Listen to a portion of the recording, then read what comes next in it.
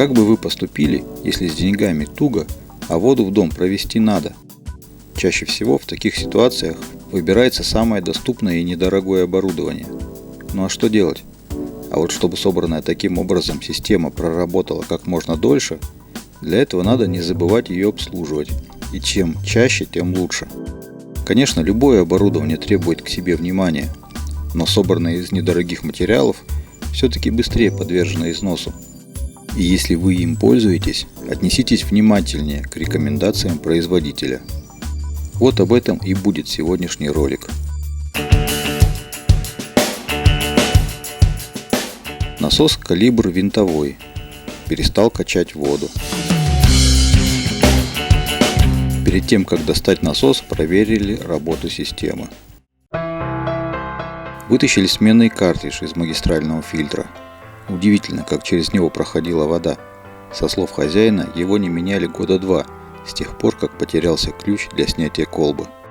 К тому же фильтры установлены до реле давления, то есть между насосом и управляющей автоматикой. Если при таком расположении не обслуживать фильтры, с насосом точно может произойти что-то нехорошее. Дальше смотрим реле. Настройки сбиты. Грязь под мембраной. Давление в гидроаккумуляторе 0. Так что же все-таки с насосом? Подаем напряжение. Удивительно, движок насоса еще живой, несмотря на нечеловеческие условия, при которых он работал, и почти предпенсионный возраст – 4 года. Разбираем насосную часть.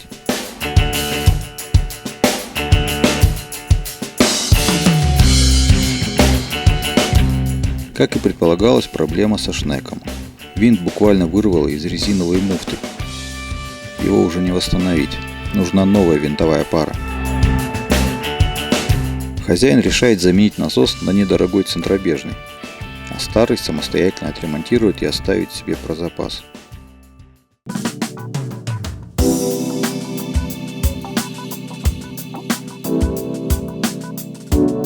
Что еще можно рассказать?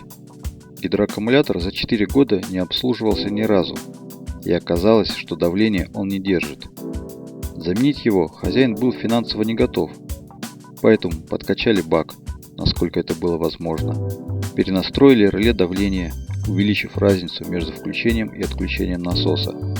И посоветовали хозяину как можно чаще проверять и накачивать гидроаккумулятор, до того, как он купит новый бак или отремонтирует старый.